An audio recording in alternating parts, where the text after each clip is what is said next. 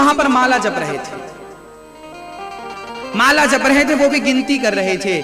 तो महात्मा जी देखे इस दृश्य को, दौड़े दौड़े आए। ए ग्वालिन, तूने सबको दूध दिया लेकिन सबको नाप कर दिया, सबसे पैसे लिए। इस आदमी को तूने दूध दिया तो ना तो नाप कर दिया ना तो तूने पैसे लिए, क्यों? तब ग्वालिन ने कहा, मैं इससे प्रेम करती हूँ, मैं इससे मोहब्बत करती हूँ, प्यार करती हूँ। और जिससे प्यार किया जाता है ना, उसको गिन गिन के थोड़ी दिया जाता है, उसको गिन गिन के थोड़ी। वहां गिनती खत्म हो जाती है जहां अपनापन होता है। आप अपने बेटे को पैसे देते हैं तो क्या गिनना अनिवार्य समझते हैं? हाँ या ना? और जब किसी गैर को पैसे देते हैं तो गिनते हैं? हाँ हाँ। जहां अपनापन होता है वहां गिनती समाप्त हो जाती है, जहां प्रेम अधिक होता है वहां गिनती समाप्त हो जाती है, और जहां अपनेपन में थोड़ी सी कमी है वहां गिनती जारी रहती है। तो भगवान का नाम गिन गिन के वही लेते हैं जिनके प्रेम में कमी रह गई है, जिनका प्रेम प्रगाढ़ हो गया। अरे प्रेम जब अनंत हो गया तो राम राम संत हो गया। प्रेम से जाप करते रहिए, प्रेम से उच्चारण करते रहिए, प्रेम से स्मरण करते रहिए। कितने माला हो गए, चिंता छोड़ दीजिए। लेकिन ये याद रहे कि रोज 20 माला जपती थी तो 20 से कम ना हो, 50 होने चाहिए, 1000 होने चाहिए। नाम 24 घंटे। कोई घर में आए तो राम जी आओ, राम जी आओ। प्रेम से कुछ भी करो, पर प्रेम से मन से किसके साथ रहो? अपने भगवान के साथ। स्मरण बना रहे भगवान का। अच्छा, स्मरण किसे कहते हैं जानती हैं मैया जी आप लोग? हाँ, स्मरण किसे कहते हैं? एक स्मरण की बात मुझे याद आ गई, कहो तो सुना दो। एक लड़की थी गाजियाबाद की, यहीं की थी। उसका विवाह हो गया मुंबई में। मुंबई में उसका किसी अच्छे घर में, अच्छे खानदान में विवाह हुआ। अब वो लड़की गाजियाबाद रहती थी और विवाह हुआ मुंबई में। वो ससुराल चली गई और 15 दिन तक ससुराल में रुकी। उसके बाद उसका भाई चला गया लिवाने के लिए। वो भाई के संग मायके आ गई, मायका पियर वापस आ गई। अब वो लड़की यहाँ गाजियाबाद में आई और वो घर का काम करती है, माँ का हाथ बटाती है, लेकिन वो ना खोई खोई सी रहती है। वो किसी को याद कर रही है। किसको याद कर रही है, कुछ बता सकती हैं आप? वो ना कभी कभी हंसने लगती, कभी कभी रोने लगती, और वो खो जाती। मतलब वो पूड़ी बना रही है ना तो पूड़ी पूरी लाल हो जाती। अरे बेटी क्या हो गया? अच्छा अच्छा, तब पूड़ी पलटाती। मतलब उसको कहीं और ध्यान है उसका। कहाँ था मुझे तो कुछ आइडिया नहीं है। ससुराल में। ससुराल में किसके पास था उसका मन? हाँ? पति के, सास के पास नहीं। बिल्कुल सही जवाब है आपका, 100 नंबर दिए आपको। अच्छा, ये घटना आपके साथ कभी घटी कि नहीं? आपकी शादी वादी जब हुई थी पहली बार? हाँ हाँ, इसमें हाँ सबके साथ होता। जब लड़की विदा होकर जाती है ना, बहुत रोती है, लेकिन जब चली जाती है ना तो फिर उसे पति प्यारा लगने लगता। और वापस आती है ना तो घर का काम तो संभालती है, पर पति।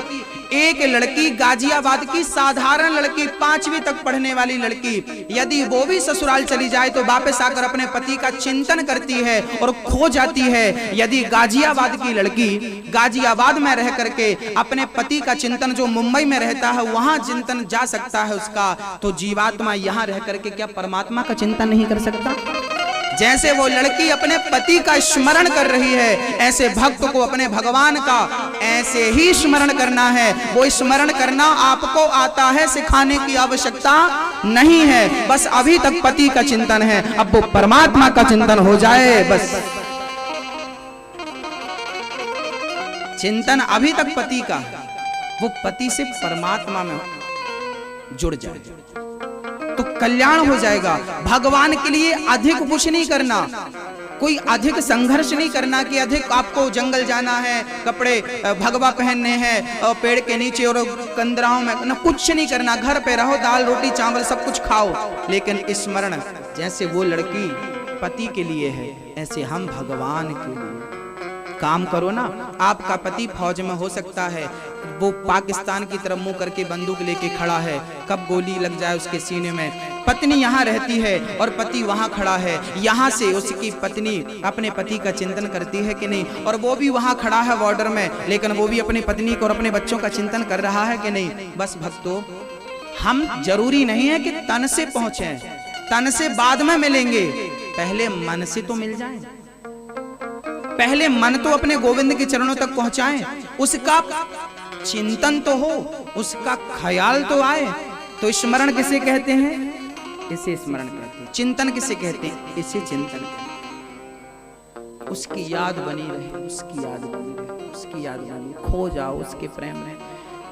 सवेरे सवेरे 1 घंटा बैठा करो आंख बंद करके और भाव से परमात्मा की शरण में जाया करो, भाव से पहुंचा करो परमात्मा के पास, क्योंकि परमात्मा भाव का विषय है। एक बार श्री हरिदास जी महाराज श्री निधि वन में बैठे थे और वो आंख बंद थी। सच्ची घटना सुना रहा हूँ, कितने ध्यान से आप सुन रहे हैं और कितना आनंद लेंगे इस घटना पर, वो आप पर निर्भर करेगा। बहुत प्रेम से मैं जो सुना रहा हूँ वो आप दिल से सुनिए और कल्पना करते जाइए कि ये आपके साथ हो रहा। एक बार हरिदास जी महाराज बैठे थे निधि वन में, वो भाव से, वो ना माला वाला नहीं चढ़ाते थे भगवान को, वो आधा 1 घंटे 2 घंटे 4 घंटे बैठ जाते और प्रेम से राधा रानी का दर्शन करते। आज राधा रानी श्याम सुंदर के संग होली खेल रही हैं। राधा रानी को श्याम सुंदर ने गुलाल उनके सिर पे डाल दिया, उनके मुख में गुलाल लगा दिया, फिर राधा रानी दौड़ी और श्याम सुंदर के गालों में गुलाल डाल दिया, उनके वस्त्रों में गुलाल यूं फेंक दिया। कन्हैया ने देखा कि मेरे ऊपर गुलाल, तो कन्हैया ने पिचकारी उठाई और पिचकारी में रंग भरा और रंग भर के जो राधा के ऊपर पिचकारी डाली, अभी राधा के ऊपर पिचकारी पड़ी ही थी, तब तक हरिदास जी महाराज ये दृश्य देख रहे थे, भाव से ये दृश्य सामने था। तभी हरिदास जी महाराज का एक शिष्य यहीं दिल्ली का बहुत बड़ा सेठ था, वो हरिदास जी महाराज के पास पहुंच गया। हरिदास जी के पास, पर हरिदास जी को कुछ देना था। अच्छा, हरिदास जी पैसे वैसे तो लेते नहीं थे, तो उनका सेठ एक बहुत महंगा इत्र लेकर के गया। इत्र, हरिदास जी महाराज बैठे थे, शिष्यों ने कहा सेठ जी इनको जगाना मत, ये ध्यान मग्न है और आप दूर रहो। सेठ जी बोले नहीं नहीं, ये तो मेरे गुरु हैं। तो सेठ जी जाकर के तुरंत इत्र की शीशी हरिदास जी के हाथ में उन्होंने पकड़ाई, और जब शीशी हाथ में पकड़ाई तब उन्होंने शीशी का ढक्कन खोला और पूरा इत्र हरिदास जी ने जमीन में गिरा दिया। मानो हरिदास जी महाराज इस भाव से, जब कन्हैया ने पिचकारी भर के राधा के ऊपर डाली तो राधा ने कहा अरे हमारे पास तो गुलाल है पर रंग तो है नहीं, बाल्टी थी, पानी तो था, पिचकारी तो थी पर कोई रंग नहीं था। तब हरिदास जी बोले माँ जी, राधा जी आप चिंता ना करो, उन्होंने गुलाल, उन्होंने रंग भर करके पिचकारी में डाला है, आप इत्र भर करके और इत्र के साथ होली खेलो गोविंद को। राधा रानी, जब हरिदास जी महाराज ने इत्र गिराया तो भाव से वो उनकी बाल्टी में गिरा रहे थे, राधा रानी ने पिचकारी में भरी, इत्र भरा और जो मारा तो कन्हैया पूरे गीले हो गए। राधा रानी हंसने लगी, कन्हैया हंसने लगी और दोनों को प्रिय प्रियतम को हंसते देख श्री हरिदास जी महाराज को हंसी आ गई। और जब हंसी आई तो नेत्र खुल गए। जब नेत्र खुले तो सेठ जी बोले प्रभु आप तो आंख बंद किए थे, आप हंसे क्यों? और हंसे तो ठीक है, पहले ये बताओ हमारा इतना महंगा इत्र आपने जमीन में डाल दिया। गलत बात, इतना महंगा इत्र था आपने जमीन में डाल दिया। हरिदास जी बोले भाई ये जमीन में नहीं गया, ये तो राधा रानी की बाल्टी में गया है। नहीं नहीं मैं नहीं मानता, तो चल। तो हरिदास जी ने उसका हाथ पकड़ा और श्रीधाम वृंदावन में बिहारी जी के मंदिर ले गए। और जब बिहारी जी के मंदिर में सेठ गया तो उसी इत्र की खुशबू बिहारी जी के मंदिर से आ रही थी। पूरा मंदिर गमगमा रहा था उस इत्र की खुशबू से। शिष्य बोला गुरुजी ये क्या है, आपने इत्र निधि वन में डाला और खुशबू यहाँ से। बेटा मैंने निधि वन में डाला था, ये तो तूने देखा, पर मैंने भाव से तो राधा रानी की बाल्टी में डाला था। वस्तु भगवान तक नहीं पहुंचती लेकिन भाव भगवान तक पहुंच जाता है। वस्तु भगवान तक नहीं पहुंचती लेकिन एक मैया जी बोली भगवान को क्यों रोटी खिलाते हो, ये खाते थोड़ी है। एक नास्तिक आ गया, दाल चावल सब्जी रोटी रख दिया सामने, देखते हैं तुम्हारे भगवान खाते, शाम तक ज्यों की त्यों रोटी खीर सब्जी सब नहीं खाया। ये भगवान कहाँ खाते हैं, भोग लगाते क्यों हो जब खाते ही नहीं। अब लो भैया, सारे नास्तिक तो आज भी यही मानते हैं कि भगवान खाते नहीं, लेकिन आज मैं सिद्ध करके बता दूंगा कि परमात्मा उसी थाली से उसी रोटी को खाते हैं, लेकिन रोटी ज्यों की त्यों बनी रहती। हमें तो लगता है कि दो की दो है, खाया नहीं होगा, लेकिन नहीं, वो रोटी खब चुकी होती है। हमें कैसे पता चले? ये फूल समझाएगा आपको। इस प्रश्न का उत्तर इसके पास। देखिए, एक गुलाब है, इस पे इसका पहले आप वजन कर लो। सोनी जी की दुकान में कांटा होता है बारीक वाला, पतली सी पतली चीज का वजन होता है, एक केस का भी वजन हो जाता है। आप किसी तराजू में पुष्प को रखो, माना कि ये 10 ग्राम का है, 1 तोले का है। अब आप इसकी ना खुशबू ले लो तौलने के लिए। ये 10 ग्राम का है, अब मैंने इसकी खुशबू ले ली। अब खुशबू लेकर फिर मैंने इसको तौला, तो क्या इसका वजन कम होगा? हाँ या ना? हाँ या ना? सब बोलो। नहीं होगा, वजन कम नहीं होगा। मैंने इसकी खुशबू ले ली, वजन कम हुआ? नहीं। अब वजन तो कम नहीं हुआ, इसका अर्थ आपने खुशबू नहीं ली। तो क्या मैंने खुशबू नहीं ली? मैंने खुशबू तो बराबर ली, फिर भी इसका वजन कम नहीं हुआ। ऐसे ही परमात्मा दाल चावल सब्जी रोटी जब आप रखते हो तो रोटियां तो कम नहीं होती, सब्जी तो कम नहीं होती, खीर तो कम नहीं होती, लेकिन वो भाव जो भक्त का है, जो थाली रखने के समय भगवान के चरणों में था, वो भाव भगवान तक पहुंच गया और भाव की खुशबू परमात्मा ने स्वीकार कर ली। भाव की खुशबू, भाव का भोजन परमात्मा तक पहुंच गया। अब वो प्रसाद बन गया, ले जाओ बांट दो सबको। हाँ, भगवान भाव से ही हर चीज स्वीकार करता। ये भाव है। आप मानते हैं कि नहीं खाते तो नहीं खाएंगे, मैं मानता हूं कि खाते हैं तो खाएंगे। हमारा प्रेम, भाई कर्माबाई की खिचड़ी खाते थे, और वो भी कैसे बनाती थी? बिना नहाए बनाती थी। संत जन तो कहते हैं दातून करती थी, दातून करती जाती, उसी दातून से चलाती जाती खिचड़ी। सवेरे उड़ती, चूल्हे पे बर्तन रखती, पानी डालती, चावल डालती, थोड़ा सा नमक राम रस डाल देती, और दातून दातून। आजकल ब्रश करते हैं ना, पहले लोग ना दातून करते थे। दातून आप लोगों ने कभी करी? नहीं करी। नीम की दातून करना चाहिए।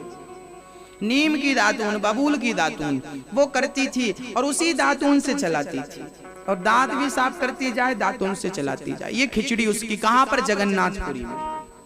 और जब पूरा खिचड़ी तैयार तो प्रेम से जगन्नाथ को आवाहन करती, जगन्नाथ आइए, जगन्नाथ आइए, मेरी खिचड़ी का भोग लगा जाइए। जगन्नाथ आइए, जगन्नाथ आइए, मेरी खिचड़ी का भोग लगा जाइए। जगन्नाथ आते और आकर के मैया की गोद में बैठते और कहते, जल्दी कर्मा, मैं लेट हो रहा हूं, जल्दी कर्मा, जल्दी कर्मा। नाम पड़ गया उस मैया का कर्मा बाई, कर्मा बाई।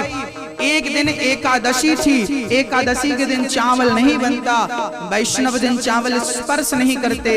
आज एकादशी के दिन भी उस बूढ़ी माँ ने खिचड़ी बना दी और बुलाया, जगन्नाथ आइए, मेरे नाथ आइए, मेरी खिचड़ी का भोग लगा जाइए। जगन्नाथ आइए, मेरे नाथ आइए, मेरी खिचड़ी का भोग लगा जाइए। दौड़ पड़े भगवान जगन्नाथ, भगवान मंदिर से दौड़ पड़े और गोद में बैठकर खिचड़ी खाने लगे। तभी पुजारी जी जल्दी आ गए आज, और उन्होंने ताली बजाई पट खोलने के लिए। भगवान बोले, माँ आज तो पुजारी जी आ गए, दौड़ पड़े भगवान। खिचड़ी खिलाकर कर्माबाई रोज मुंह पोंछा करती थी अपने पल्लू से, पर आज भाग गए भगवान को, ना पानी पिला पाई और ना मुंह पोंछ पाई। भगवान के मुंह में जूठन लगा था, चावल के दाने लगे थे। भगवान बैठ गए जगन्नाथ ऐसे, और जब पुजारी जी की नजर पड़ी, प्रभु आज चावल, देखा तो गरम गरम चावल। ओहो, आज तो एकादशी है और भगवान कहीं चावल की दावत उड़ा कर आ रहे हैं। कहाँ खाया भगवान ने, डिंडोरा पीटा, किसके घर चावल बना। बोले आज एकादशी, किसी के घर चावल नहीं। तब ये बूढ़ी मैया कर्माबाई बर्तन धुल रही थी खा करके। पहले उन्हें खिलाती, फिर खुद खाती, और अब बर्तन धुल रही थी। पुजारी जी आ गए, क्यों आपने खिचड़ी बनाई है? हाँ, क्षमा करना महाराज, खिचड़ी बना दी। तो भगवान को तुमने खिलाया है, तो तुम्हारी हिम्मत कैसी हुई मंदिर में जाने की? तुमने ताला वाला तोड़ा, क्या तुम्हारे पास नकली चाबी है? नहीं महाराज, मैं ताला कैसे खोलूं, मैं तो 4 कदम भी नहीं चल पाऊं। तो तुम कैसे गई भगवान को खिलाने? नहीं, मैं नहीं गई खिलाने, वो खुद आए थे खाने के लिए। कैसे मान ले हम खाने आए? सारे पुजारी झगड़ा करने लगे, हमारे हाथ से तो खाते नहीं, बड़ा बहाना बना रही हो, बड़ी पुजेरिन बनी हो। नहीं महाराज, वो रोज आते हैं और हम रोज यहाँ हमारी गोद पे बैठ के जगन्नाथ जी और रोज खिचड़ी खाते हैं। अच्छा, तो ठीक है, देखते हैं कल आएंगे क्या? हाँ, बरसों से आ रहे हैं, कल आएंगे। हाँ कल आएंगे, ठीक है। आज बूढ़ी माँ का पूरा घर पुजारियों से भरा है, चुपके से देख रहे हैं, देखें कितना प्रेम है इसका।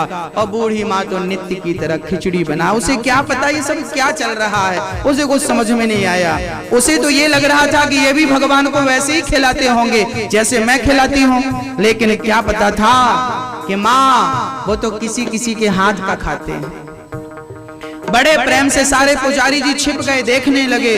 देखूं तो और ज्यों सवेरा हुआ, खिचड़ी रखी, खिचड़ी तैयार भई। जगन्नाथ आइए, जगन्नाथ आइए, मेरी खिचड़ी का भोग लगा जाइए। जगन्नाथ आइए, मेरे नाथ आइए, मेरी खिचड़ी का भोग लगा जाइए। ज्यों माँ ने भाव से बुलाया, जगन्नाथ प्रभु आओ, और ज्यों भाव से बुलाया, भगवान दौड़ के आए और माँ की गोद में बैठ गए। माँ खिलाने लगी, सारे पुजारी आंखों में आंसू भर के खड़े हो गए। प्रभु, हमने कौन सा गुनाह किया, हमारे हाथ से कभी नहीं खाया और आज इसके हाथ से खा रहे हो? अच्छा, भगवान केवल कर्माबाई को तो दिख रहे थे, बाकी किसी को दिखाई नहीं पड़े, लेकिन ये तो पता था कि खिचड़ी खिला रही है और हाथ पे खिचड़ी थी, और जब वापस करती तो हाथ खाली होता, इसका मतलब भगवान खा रहे हैं। पुजारी चरणों में गिरकर पड़े, प्रभु आप उसे दर्शन दे रहे हैं, हमने कौन सा पाप किया है, हमें दर्शन नहीं मिल रहे हैं। तब बूढ़ी माँ कहती है कि भगवान कह रहे हैं। तभी भगवान ने कहा कि पुजारियों, जितना प्रेम, जितने भाव से ये मुझे खिलाती है और मुझसे प्रेम करती है, उतना प्रेम तुम्हारे भीतर नहीं है। चरणों में गिर पड़े पुजारी जी, प्रभु अब आपका मंदिर नहीं खुलेगा, आपके पट नहीं खुलेंगे जब तक आप हमें दर्शन नहीं देंगे। जगन्नाथ भगवान के मंदिर में भक्तों की भीड़ लग गई और सारे पुजारी जी यहाँ कर्माबाई के पांव में पड़े हैं। माँ हमें दर्शन दिला दो, माँ एक बार दर्शन दिला दो। कर्माबाई चरणों में गिर पड़ी, महाराज मुझे बाद में दर्शन देना, पहले आपके इन भक्तों को तो दर्शन दे दो जो आपकी नित्य सेवा करते हैं। जब कर्माबाई ने कहा तब भगवान बोले, अब आप कहती हो तो मैं इन्हें दर्शन देता हूँ। और भगवान प्रकट हो गए, जगन्नाथ भगवान, और सारे पुजारियों ने दर्शन किया। और तब से कहा, प्रभु यदि आपको चावल पसंद है तो आज के बाद इस दरबार में सिर्फ चावल चढ़ेगा। और तब से लेके आज तक जगन्नाथ भगवान को चावल का भोग लगता है, चाहे एकादशी हो। एकादशी उल्टा लटकी है जगन्नाथपुरी में। जगन्नाथ के भात को जगत पसारे हाथ, इसलिए कहता हूँ जगन्नाथ की बड़ी महिमा है। अभी 9 जनवरी से कथा है जगन्नाथपुरी में, समय मिले तो चलो। चलना है आपको? चलना? किस किस को चलना? चलना? देखो आप लोग हाथ भी खड़ा नहीं कर रही हो, अरे जब तक मन नहीं बनाओगी तब तक व्यवस्था परमात्मा कैसे बनाएगा? कम से कम मन तो बनाओ, हाँ चलना है, बुलावा आए तो सही। अरे बुलावा, एक मैया बोली बुलावा नहीं आया, हमने कहा हम तो आ गए बुलाने। ये क्यों नहीं समझती हो कि भगवान स्वयं जगन्नाथ ने हमें भेजा, जाओ इनको बुला के लाओ हमारे दर तक। हम आए तो हैं उनका बुलावा लेकर। हाँ, जगन्नाथ आइए, जगन्नाथ आइए, मेरी खिचड़ी का भोग लगा जाइए। जगन्नाथ आइए, जगन्नाथ आइए, मेरी खिचड़ी का भोग लगा जाइए।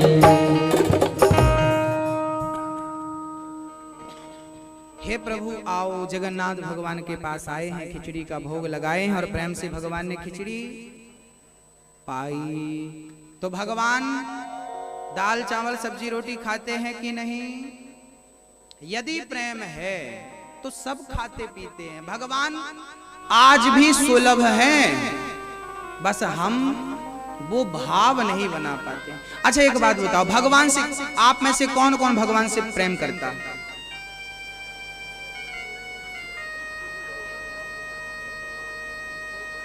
आप नहीं करते भैया जी? आप नहीं करते? करते हैं, सब करते हैं, सबने हाथ उठाए हैं। वास्तविक में आप सब करते ही होंगे, लेकिन ये प्रेम कितना है जरा मैं देख लेता हूं। अच्छा, अपने दिल में हाथ रख के बोलना, बिल्कुल गलत मत बोलना। आप जितना प्रेम अपने बेटे से करते हैं, क्या उतना प्रेम भगवान से है? यदि है तो ये दास आपको प्रणाम करता है। जितना प्रेम आपको अपने पैसों से है, जितना प्रेम आपको अपने पद से है, जितना प्रेम आपको अपनी प्रतिष्ठा से है, क्या इतना प्रेम भगवान से है? यदि है तो बहुत अच्छा है, और नहीं है तो भगवान तक पहुंचने के लिए इतने प्रेम की आवश्यकता है जितना प्रेम एक माँ अपने पुत्र से करती है। अरे माँ का बेटा ना आए ना 1 घंटे उसकी नजरों में तो विकल हो जाता है। हाँ हो जाता है। मेरा बेटा कहाँ है? 5 बज गए, अभी तक स्कूल से लौटा नहीं, जाकर देखो जरा। माँ विकल हो जाती है, व्याकुल हो जाती है, ना आए बेटा। 1 घंटे कहीं आंखों से ओझल हो जाए, आंखों से आंसू बहने लगते हैं। बेटा कहाँ हो, बेटा कहाँ हो? बेटा बस जितना प्रेम बेटे के लिए है, ना मिले तो आंखों में आंसू हैं। अरे अभी तक नहीं मिला गोविंद, क्या उसके लिए ऐसे आंसू बहे? यदि बहे तो दास आपके चरणों में प्रणाम करता है, और यदि नहीं बहे तो वो आंसू होने चाहिए। क्योंकि भगवान तक पहुंचने की एक ही शर्त है, भगवान को ये पुष्प नहीं चाहिए। ये पुष्प सुबह चढ़ाओगे शाम को मुरझा जाएगा। भगवान को नारियल नहीं चाहिए, भगवान को लड्डू नहीं चाहिए, भगवान को रुपया पैसा भी मत चढ़ाओ, उन्हें नहीं चाहिए। क्या चाहिए? बोले प्रेम से। प्रेम के 2 आंसू निकालो अपनी आंखों से, और प्रेम के आंसू मेरे गोविंद के श्री चरणों में चढ़ा दो। वो प्रेम के आंसू मोती बन करके गोविंद के चरणों में चढ़ेंगे, और उसके बदले जो चाहिए मैं आपको प्रार्थना करता हूं, जो चाहिए। महाराज मेरी विनती भगवान सुनता नहीं। अरे तुम्हारी विनती असली कहां है? तुम्हारी प्रार्थना असली कहां है? वो प्रार्थना दिल से तो निकले, दिल के भावों से तो निकले, प्रेम से तो निकले। अरे बेटे के लिए रोना आसान है, बेटे के लिए तो बहुत माएं रोती हैं, परिवार के लिए लोग रोते हैं। अरे किसी के जेब से 2000 रुपए गिर जाए ना, लोग रोने लगते हैं। हाँ, क्योंकि पैसे से मोहब्बत है। अरे जितने आंसू हमने दुनिया वालों के लिए बहाए हैं, अगर इतने आंसू भगवान के लिए निकले होते तो कब के मिल गए होते भगवान आपको, कब के दर्शन हो गए होते, साक्षात्कार हो गया होता। अब बताओ, जितना प्रेम बेटे से है, क्या उतना भगवान से है? हाँ या ना में जवाब चाहिए। जितना बेटे से उतना भगवान से है? यदि है तो फिर आपको दर्शन होगा, क्योंकि परमात्मा कुछ नहीं चाहता, केवल भक्तों का प्रेम चाहता। राम ही केवल प्रेम प्यारा, प्रेम हो बस। गोपियों ने क्या किया था? प्रेम ही तो किया था। कौन सी पूजा करती थी? अच्छा, गोपियां कितने माला जपती थी? माला जपती थी। मीराबाई कितने माला जप लेती थी? फिर मीरा रात को उठ उठ कर सिसक सिसक करके रोती थी। रोती थी मीरा, आंखों में आंसू बहते थे, आंखों में आंसू थे, रोती जाती रोती जाती। अच्छा, रोने में क्यों बोल रहा हूं? एक मैया कथा पे आई और बहुत रो रही थी। दूसरी मैया मेरे से बोली, महाराज जी इसके आंसू पे मत जाना, मिर्ची लेके आई है।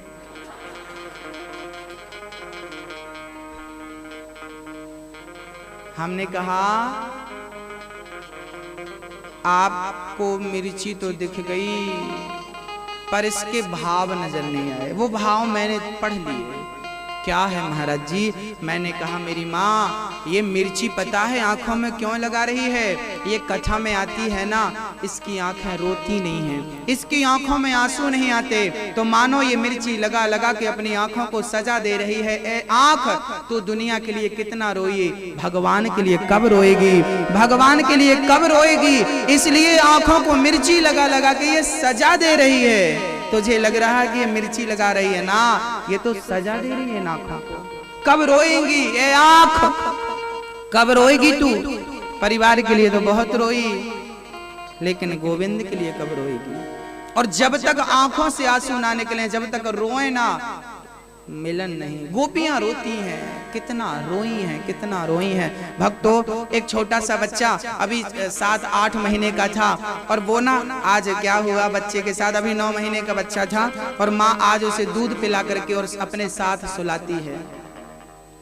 सो गया बेटा। रात को 2 बजे बच्चा जाग गया और बच्चा पलटने लगा। पलट पलट कर बेड के किनारे पहुंच गया। हाँ, पलट पलट कर वो किनारे पहुंचा, और अब ऐसा पलटा कि वो बेड के नीचे गिर पड़ा। अब बताइए, बालक बेड के नीचे गिर पड़ा। अब वो बालक कह रहा है मेरी माँ कैसी है बताओ, मैं नीचे गिर पड़ा और माँ तो बढ़िया सो रही है। अब बताइए, ये नीचे गिरा, इसमें क्या माँ की गलती थी? खुद होशियार बन रहा था, पलट पलट के गिर गया नीचे। अब गिर गया तो गिर गया, अब गिर गया तो क्या करे? बोले खुद तो चढ़ नहीं सकता बेड पे, तो क्या कर सकता है? ये क्या कर सकता है? रो सकता। और जब रोएगा तो माँ की आंखें खुलेंगी, अरे मेरा बेटा गिर गया, तुरंत उठाकर हृदय से लगा लेगी। जब बच्चा रोएगा तब माँ भागेगी उसकी तरफ। ऐसे ही हम सब परमात्मा के पास ही थे, पर नीचे गिर गए हैं, और अब उस तक फिर से पहुंचना है, तो बस रो करके उसे पुकार लो, कहीं भी होगा उठाकर आपको हृदय से लगा लेगा, आप उस तक पहुंच जाएंगे। जरूरत है केवल प्रेम के 2 आंसू टपकाने की, और वही बड़ा कठिन है, वही बड़ा कठिन है। भक्तों, भगवान श्री कृष्ण गोपियों से कह रहे हैं, पति छोड़कर आई हो, पति भगवान होता है, इसलिए कभी भी अपने पति का अपमान ना करना, पति का तिरस्कार ना करना। पति भगवान होता है। पति कौन होता है मैया जी? भगवान। अच्छा नहीं लग रहा है ये बात कहने में? भगवान, पति भगवान है। महाराज जी, हमारा पति बड़ा शराबी है, बहुत पीता बहुत है। आप कह रहे हो भगवान कहो तो राक्षस है। क्या भगवान कहें हम? चलो अच्छा ये बताओ, आपके पति कितने हैं? कितने हैं? एक। तो इसलिए आप लोग पहचान नहीं पा रही हो। अब आज हम बतलाएंगे कि आपके पति कितने हैं। एक तो नहीं है, मैं लिख कर दे सकता हूं आपको, और एक ही अभी तक था, तब तो बड़ा नुकसान हो गया। पति एक नहीं है मैया जी। अच्छा कितने हैं? द्रौपदी के तो 5 थे।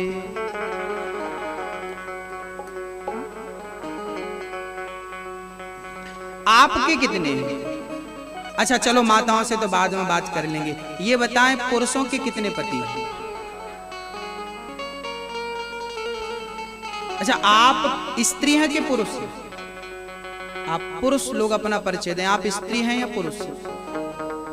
आज हम आपको बतलाएंगे। आप लोग सत्संग शायद ये वाला कभी सुना नहीं होगा, इसलिए आज आपको सुनाना आवश्यक है, ताकि दोबारा आपको ये प्रश्न आए तो तुरंत जवाब दे सकें। ऐसा है कि आप सभी के अंदर जो आत्मा है ना, वो जो आत्मा है ना, वो स्त्रीलिंग नहीं है, वो पुल्लिंग नहीं है, वो स्त्री है। वो क्या है? आत्मा होता नहीं है। आत्मा तो आत्मा स्त्री है कि पुरुष है? बुद्धि स्त्री है या पुरुष है?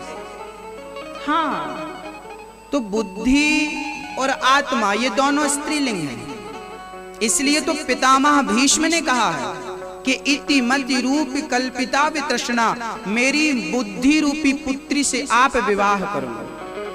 तो मेरी जो बेटी है ना, मेरी जो हाँ वो स्त्री कौन है? आत्मा स्त्री है, बुद्धि स्त्री है। तो आत्मा स्त्री है तो स्त्री को पति तो चाहिए। तो उसके योग्य पति कौन है? बोले आत्मा के योग्य पति है परमात्मा। तो अपनी आत्मा, लेकिन भगवान एक जन्म का नहीं, 2 जन्म हमारे और आपके करोड़ों बार जन्म हो चुके। और किस जन्म में हम स्त्री थे, किस जन्म में हम पुरुष थे, और हर जन्म में हमारा साथ गोविंद का तब भी था, आज भी है, सदा रहेगा। तो किससे नाता? नाता एक राम जी से, दूजा नाता तोड़ दे। इसलिए हमें क्या करना है? इसलिए हमें प्रार्थना करना है, इतनी कृपा सांवरे बनाए रखना, इतनी कृपा सांवरे बनाए, मरते दम तक सेवा में लगाए। हे गोविंद, हर जन्म में अपनी दासी बनाकर मुझे सेवा मैं लगाए रखना, अपने चरणों से दूर आप होना चाहते हैं क्या? तो मेरी माँ, इसका अर्थ यह है कि अपने पति से तो प्यार करो, लेकिन उस पति के लिए केवल तन हो। मैं एक दिन कह चुका हूं कि दिल और मन भगवान के लिए हो। अच्छा, ये तो रही माताओं की बात। अब पुरुषों की बात है। पुरुषों को क्या करना चाहिए? कहाँ दिल लगाना चाहिए? माताएं तो फिर भी अपने पति से बहुत प्रेम करती हैं और सच्चा प्रेम करती हैं, वो मान लेती हैं, तो फिर इस जन्म में वो दूसरे की तरफ सपने में भी नहीं देखती। लेकिन पुरुष है जो अपनी पत्नी के होते हुए भी ताक झांक करता रहता है। सारे पुरुष नहीं हैं ऐसे, पर बहुत हैं। कितनी माताएं हमारे पास रोती रोती आती हैं। एक मैया मेरे पास रोती एक माँ का दर्द मैं आपको बयां कर रहा हूँ। ऐसी घटनाएं आपके अड़ोस पड़ोस में भी घटी होंगी, आपको याद आएगी। एक मैया मेरे पास आई, महाराज जी मैं बर्बाद हो गई, मैं लुट गई। क्या हुआ? बोले मेरा 5 साल का बेटा है और वो सरकारी स्कूल में पढ़ने को मजबूर है। हाँ, मैंने कहा पति क्या करते हैं आपके? बोले बैंक के मैनेजर हैं। बैंक का मैनेजर है, 80,000 रुपया महीना कमाता, लाख रुपए महीना कमाता। लेकिन तू भूखी क्यों मर रही है मेरी बहन? महाराज जी मेरा पड़ोसन ने मेरा घर उजाड़ दिया। घर उजाड़ दिया? क्या कर दिया? अरे महाराज जी मेरे पति का मेरी पड़ोसन के साथ चक्कर है। मेरा पति पूरा पैसा पड़ोसन को देता है, पूरी कमाई उसको देता है, 1 रुपए हमें नहीं देता। बच्चे को देखता नहीं, मुझे देखता नहीं। मेरी पड़ोसन ने मेरा घर उजाड़ दिया। महाराज भगवान से कहो मेरा घर बसा दे, मेरा पति मुझे लौटा दे। अच्छा बताइए, किसी का पति कोई छीन लेगा तो वो रोएगी नहीं? भगवान करे ये घटना किसी के साथ ना घटे, लेकिन जिनके साथ घटती है ना, उनका जीवन एक बार झांक कर देखना कैसा हो जाता है। भगवान करे ये दर्द किसी को ना मिले, लेकिन ऐसे दर्द से बहुत लोग आज भी तड़प रहे हैं। बहुत सारी हमारी बहनें हैं, एक स्त्री ही ना एक दूसरी स्त्री का घर बिगाड़ती है। एक महिला ही दूसरे के घर में आग लगाती है। इसलिए मैं अपनी माताओं से निवेदन करता हूँ, आपके द्वारा किसी के घर में आग ना लगे। जलाना हो तो एक नन्हा सा दीपक जलाओ जो केवल लोगों को रास्ता बताए। हो सके तो किसी की बैसाखी बनकर, किसी का सहारा बनकर उसका साथ निभाओ, उसके दुख दर्द को कम करो। किसी के घर में आग मत लगाओ, बसे बसाए घर को उजाड़ो मत, क्योंकि यदि आपने किसी का घर उजाड़ा तो मैं आपको लिख कर दे दूं, 7 जन्म तक परमात्मा घर आपका बसने नहीं देगा। एक वैश्या रहा करती थी एक गांव में। गांव के लोग तंग हो गए, महात्मा जी निकले गांव से। गांव के लोगों ने प्रार्थना करी, महाराज जी मेरे गांव में कुछ दिन रुक के मेरे गांव के लोगों की बुद्धि सुधार दो, ये वैश्या ने पूरे गांव को गंदा कर रखा। एक महात्मा जी रुक गए, उस वैश्या के घर के सामने घास की कुटिया बनाई और महात्मा जी रहने लगे। सवेरे 3 बजे से महात्मा जी स्नान ध्यान करके और सीताराम सीताराम, राधे श्याम राधे श्याम, राधे श्याम कीर्तन करने लगे। 4-6 भगत और आ जाते और प्रेम से खूब जोर जोर से संकीर्तन हुआ करता। अब वैश्या बड़ी डिस्टर्ब रहने लगी। 4-5 दिन तो निकल गए। 5वें दिन वैश्या परेशान हो गई और वैश्या ने अपने यारों से कहा कि बाबा की कुटिया में आग लगा दो, ना कुटिया रहेगी ना बाबा रहेगा। तो वैश्या के यारों ने जाकर कुटिया में चुपके से आग लगा दी। बाबा जी का घर जलने लगा। महात्मा जी बाहर खड़े होकर प्रसन्न थे, वाह प्रभु जी, अग्नि के रूप में आप पधारे हैं मेरे घर, आपका स्वागत। महात्मा तो फक्कड़ थे, उन्हें क्या जरूरत थी, लेकिन परमात्मा देखिए हिसाब किताब पूरा करता है। तभी हवा चली और हवा चली तो आग उड़ उड़ के वैश्या के घर में जाने लगी और देखते देखते वैश्या का घर भी जलने लगा। वैश्या का घर जलने लगा, दौड़ी दौड़ी आई, महात्मा जी आपने मेरे घर में आग लगा दी। महात्मा जी बोले, देवी मैंने तेरा घर नहीं जलाया, तो किसने जलाया? बोले तेरे यार ने मेरा घर जलाया, तो मेरे यार ने भी तेरा घर जला दिया। हिसाब बराबर। आप दूसरों के घर में आग लगाओ, आपके घर में भी आग लगाने को तैयार है। कहावत नहीं सुनी, जब हम दूसरों के लिए गड्ढा खोदते तो देर ईश्वर की लाठी मेहनत आवाज नहीं होती, उसके घर देर तो लगती है मेरी माँ, अंधेर नहीं होती है ना। इसलिए किसी का घर मत तबाह करो, किसी का घर मत बिगाड़ो। आप लोग तो सब अच्छे हैं, लेकिन आप लोगों के द्वारा ये संदेश और तक पहुंचे, इसलिए मैंने संदेश आपको दिया। कभी अपने मार्ग से विचलित मत होना। कपड़े पे दाग लग जाएगा ना तो हम छुटा लेंगे, पर चरित्र पे दाग लग जाएगा तो कोई साबुन नहीं है जो चरित्र के दाग को धुल सके। इसलिए चरित्र पर दाग मत लगने देना। राम कथा, राम हनुमान जी और राम जी के बारे में क्या लिखा है? राम चरित्र सुनवे को रसिया, राम लखन सीता मन। ये चरित्रवानों की कथाएं हैं, चरित्रवानों की। राम जैसा चरित्रवान सुपड़खाई, हमसे विवाह कर लो, देखा तक नहीं मेरे राम ने। ऐसी चर्चाएं हैं। इसलिए अपनी पत्नी से बहुत प्यार करना चाहिए, अपने पति से बहुत प्यार करना चाहिए, अपने बच्चों से बहुत प्यार करना चाहिए और पूरे परिवार से प्यार करते हुए अपने गोविंद से बहुत प्यार करना चाहिए। बस यही आपका परिवार है। मेरे परिवार में मेरी पत्नी है, मेरी माँ है, मेरा पिता है, मेरा भाई है, मेरी बहन है, मेरे बच्चे हैं और मेरे घर में मेरा मालिक है, मेरा कृष्ण। हम जितना प्यार अपनी माँ से करें उतना प्यार कृष्ण से करें। एक माँ के 4 बेटे होते हैं तो 4 बेटों से प्यार होता है कि नहीं? एक माँ के 2 बेटे होते हैं तो 2 से प्यार होता है कि नहीं? एक माँ का 1 बेटा हो तो 1 बेटे से प्यार होता है कि नहीं? यदि 1 बेटा आपका है तो दूसरा बेटा कृष्ण को मान लो, 2 बेटे हैं तो तीसरा बेटा कृष्ण को मान लो, 4 बेटा है 5वां बेटा कृष्ण को मान लो। मतलब ये है कि आप किसी ना किसी प्रकार कृष्ण से जुड़े रहे। 4 बेटियां हैं तो 5वीं बेटी राधा रानी, 2 बेटियां हैं तो तीसरी बेटी राधा रानी, 1 भी बेटी नहीं है तो पहली बेटी मेरी राधा रानी। संबंध जोड़ो, संबंध बनाओ भगवान से और परिवार में रहो। परिवार को आज दिल्ली मुंबई के लोग ना बड़े परेशान है, ये अपने परिवार को टाइम नहीं देते। इस चक्कर में इनका परिवार उजड़ जाता है। आपने देखा होगा शादी के 1-2 साल बाद तलाक हो जाता है, क्योंकि ना पत्नी पति को समझती है ना पति पत्नी को समझता है। खून गर्म होता है जवानी का और कुछ समझ में आता नहीं, तलाक हो जाता है। तुम अपना रास्ता देखो, हम अपना रास्ता देखो। हमारे भारत में तलाक जैसी व्यवस्थाएं थी ही नहीं, क्योंकि हम हिंदी पढ़ने वाले लोग हैं और हिंदी में तोड़ने वाला कोई शब्द नहीं है। इंग्लिश में एक शब्द है डिवोर्स, उर्दू में एक शब्द है तलाक। तलाक तलाक डिवोर्स मतलब तोड़ना, तलाक मतलब तलाक और डिवोर्स का एक ही पर्याय है। लेकिन हिंदी में कोई ऐसा शब्द बताओ जिसको कह के रिश्ता खत्म कर दिया जाए, हाँ या ना? हिंदी में कोई ऐसा शब्द है? उर्दू शब्द है तलाक, इंग्लिश शब्द है डिवोर्स, हिंदी शब्द क्या है जिसको कह के आपका और हमारा रिश्ता खत्म? मेरे भाई, हिंदी है, हम वतन है, हिंदोस्ता हमारा। हिंदी जोड़ना तो सिखाती है, तोड़ना कभी नहीं सिखाती। ये हिंदी की बात है। आज लोग हिंदी भूल रहे हैं, इंग्लिश में लेक्चर दे के इंग्लिश बोलते हुए ना वो अपने आप को बड़ा गौरवान्वित महसूस करते हैं। हाँ हाँ, हम इंग्लिश बोल रहे हैं। अरे भाई, इंग्लिश में बोल रहे हो तो अपने आप को महान कह रहे हो। कहाँ रह रहे हो ये तो बताओ? कौन सा देश है ये? कौन सा देश है? भारत है। ये भारत है, ये इंडिया नहीं। इडियटों का, अंग्रेज लोग जब हमारे देश में आए ना, तब उन लोगों ने हमें इडियट कहा था। इडियट है, इडियट से इंडिया हो गया। हम हिंदुस्तानी हैं, हम भारतीय हैं, हम आर्यवर्त के जम्बो द्वीपे, भारत खंडे, भारतवर्ष ये हमारा देश है। यहाँ जोड़ना तो है, यहाँ तोड़ना नहीं है। हम लोग जोड़ने वाले, इसलिए अपने मातृभाषा से प्यार करिए, अपने वतन, अपने राष्ट्र, अपने देश से प्यार करिए, अपने परिवार से प्यार करिए, अपनी पत्नी को भरपूर समय दीजिए।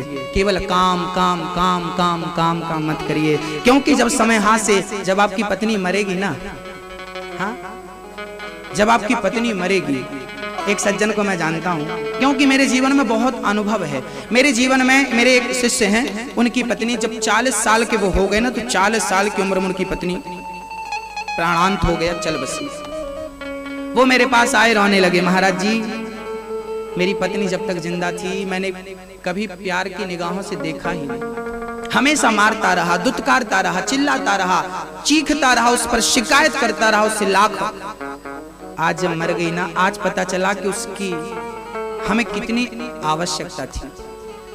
हम हारे थके काम से आते थे, हमें पानी पिलाया करती थी, हमें दूध पिलाया करती थी, भोजन के लिए 4 बार बोला करती थी, ठंडा हो रहा है कर लीजिए, ठंडा हो रहा है कर लीजिए। आज हमारी बहुएं ठंडा ही देती हैं। एक गिलास पानी हमारी बहू, हमारा बेटा हमें देने को तैयार नहीं। पत्नी थी, एक माँ के बाद पत्नी होती है,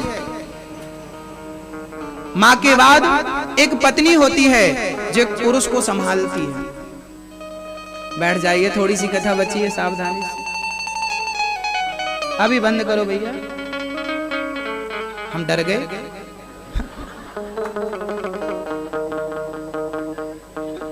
बैठ जाइए, सब बैठ जाइए। अच्छा नहीं लग रहा है आप लोगों को? प्रेम से सुन लीजिए मेरी माँ। जहां बैठे हो वहीं बैठे रहो, जहां हो वहीं से सुन लो। अब हो गई व्यवस्थाएं, अब केवल कथा की व्यवस्था सुनो। बड़े प्रेम से जब तक पत्नी जिंदा होती है, पत्नी की पुरुष कदर नहीं करता, उसे दुत्कारता रहता है, उसका अपमान तिरस्कार करता रहता है। जब मर जाती है ना, तब उसके लिए रोता है। इसलिए सास जब मरती है ना, तो सबसे ज्यादा कौन रोता है? सास के मरने में सबसे ज्यादा बहू रोती है, और वो भी फ्रंट में बैठ के रोती है, ताकि आने वालों की पहली नजर इस पर पड़े। आहा, बहू तो बड़ा प्यार करती थी सास से, राम राम राम राम, रो रही है, और बेहोश होकर भी गिरती है। फिर पानी वानी छिड़को तब होश आता है, ये वही बहू है नौटंकीबाज। जब तक सास जिंदा थी, गिलास भर पानी नहीं पिलाया, अकेली बुढ़िया बना के रोटी खाती थी। इसने एक रोटी नहीं खिलाई और मर गई, तो देखो कैसे बैठी रो रही है। कहो इससे क्यों रो रही है? तुझे शर्म नहीं आती, लज्जा नहीं आती? जब तक जिंदा थी गिलास भर पानी नहीं दिया साहब, अकेली बुढ़िया बनाती रही, खाती रही, कोई पूछने नहीं गया कि माँ पाँव में दर्द है, ला जरा पाँव दबा दूं, तेरे सिर में दर्द है, तेरे को जरूरत दवाई गोली की तो नहीं है, ला जरा तेरा सिर दबा दूं। ना बेटा कभी पूछने गया, ना बहू कभी पूछने गई, ना नाती पूछने गया। और जब वो बूढ़ी माँ, बूढ़ा बाप मर गया, तो घर भर के लोग रो रहे हैं। किसके लिए रो रहे हो? क्यों? ईश्वर से डर नहीं लगता आप लोगों को? ये आंसू तुम दिखाना कैसे चाह रहे हो दुनिया वालों को? दुनिया वालों को क्या फर्क पड़ता है कि तुम्हारे आंसू कितने गिर रहे हैं? ईश्वर से तो डरो, वो तो देखने वाला है कि तुमने कितना अच्छा किसके साथ किया और कितना बुरा किसके साथ किया है ना। हम कहते हैं किसी के मरने में रोया मत करो, जब तक कोई जिंदा है, मैं जिंदा हूँ, आप जिंदा हैं, जब तक लोग जिंदा है, मेरी पत्नी जिंदा है, मेरी माँ जिंदा है, मेरा पिता जिंदा है, मेरा परिवार जिंदा है, मेरा भाई जिंदा है, जब तक हमारे लोग जिंदा हैं, साथ में हैं, तब तक उनका सहयोग करो और कंधे से कंधे मिलाकर उनके साथ चलो। उनके हर सुख में हर दुख में उनके साथ रहो, उनका साथ कभी मत छोड़ो। उन्हें जरूरत, यदि आपको भगवान ने समर्थवान बनाया है और आपके भाई को यदि 2 रुपए की जरूरत है तो प्यार से उसे 2 रुपए दे दो। जब वही भाई मर जाएगा ना तो रोएंगे, रोने के लिए, अरे रोने के लिए तो सारे लोग आ जाएंगे, लेकिन सहयोग करने के लिए आए क्या कोई? जब मुझे आपकी जरूरत थी तब क्या आए आप? नहीं आए। मरने पर तो दुश्मन भी आंसू बहा देता है, तो आंसू बहाना कौन सी बड़ी बात है? मैं जिंदा था, एक फूल नहीं दिया साहब, मर गए तो फूलों की माला पहना दी। जिंदा था, एक इतना सा कपड़ा नहीं दिया, मर गए तो शॉल उड़ा रहे हैं, गर्मी में चादर उड़ा रहे हैं। अब कहां जरूरत है? अपनी शॉल अपनी चादर अपने पास रख। जिंदा थे, एक कदम साथ नहीं चला, stand bus stand railway station तक छोड़ने नहीं गया, और मर गए तो कंधे पे उठा उठा के शमशान तक ले जाता है। जिंदा थे, बेटा पानी नहीं पिलाया, मर गए तो खोपड़ी फोड़ करके घी पिलाता है, कपाल मोचन करता है। सारी फॉर्मेलिटियां मरने के बाद। लगता कभी कभी जी करता मर जाओ, बड़ा सम्मान मिलता मरने के बाद। आजकल तो शमशान भी बढ़िया बनवा दिए मोदी साहब ने। ऐसा लगता है चकाचक चमन हो गए पूरे शमशान। ओ बढ़िया टीन का सेट डल गया, बढ़िया चबूतरा बन गया। एक शमशान की ओपनिंग में तो 8,000 का इनाम रख दिया, पहले मुर्दे को 8,000 रुपए। हमने कहा इस चक्कर में कोई मरना जाना। हालत बड़ी गंभीर है। रियल की तरफ हम नहीं बढ़ते, यथार्थ की तरफ हम नहीं बढ़ते, हम फॉर्मेलिटियों पर अटके रहते हैं। फॉर्मेलिटी, मरना है, मर गया ना, अब चलो।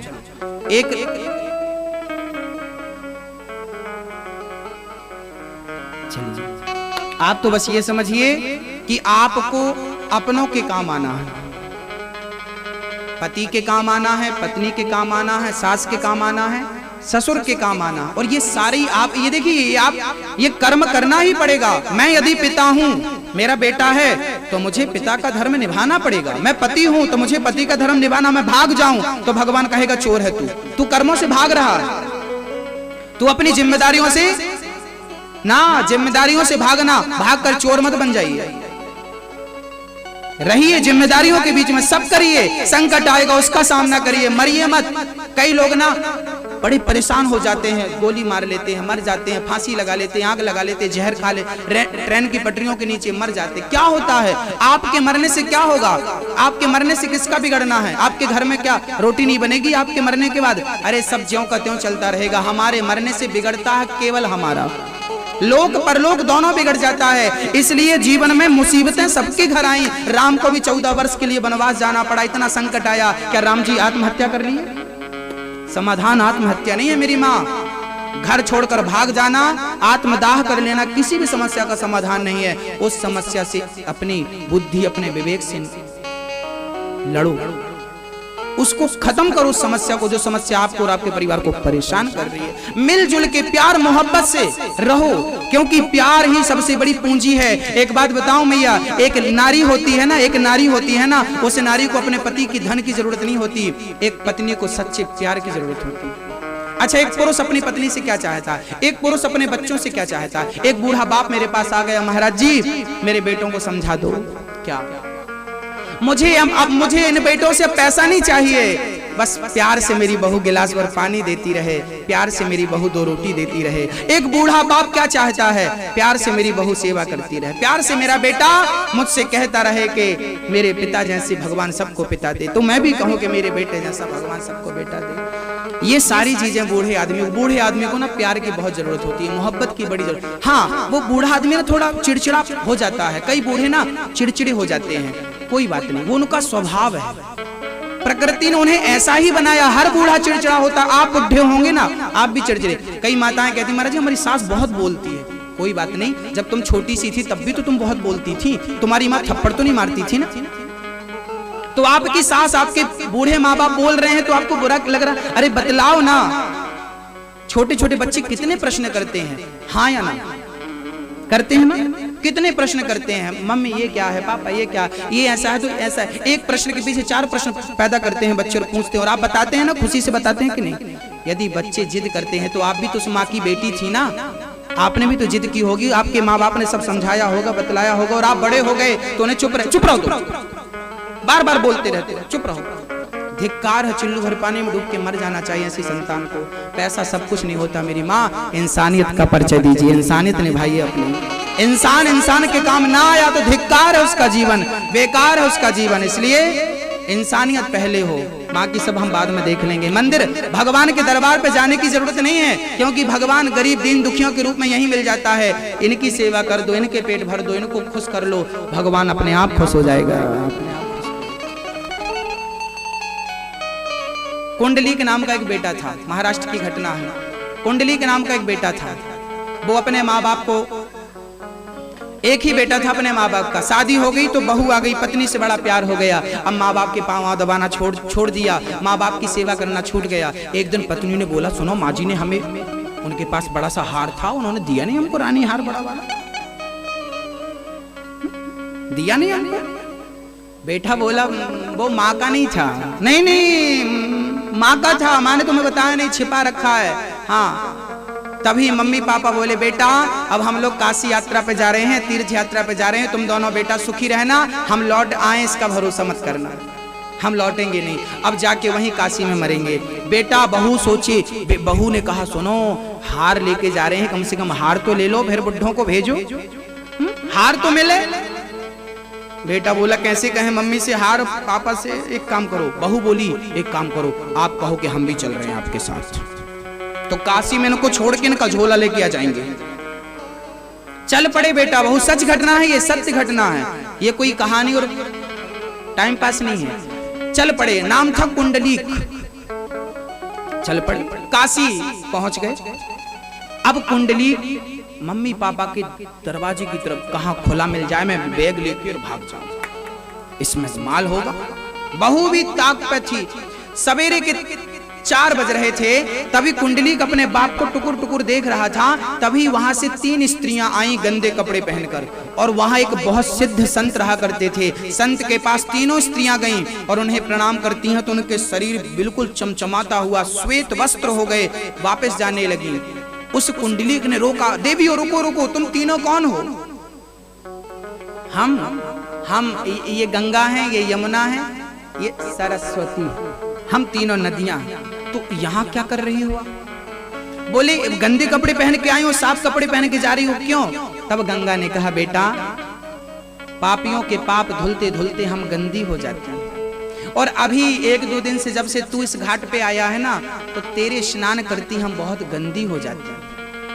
हमारे स्नान? हाँ, जब से तूने हमारे जल में पांव रखा है ना, हम गंदी हो गई। ऐसे तो हम 1 महीने में 1 बार संतों का दर्शन करती हैं, लेकिन जब से तू आया है तो रोज करना पड़ता।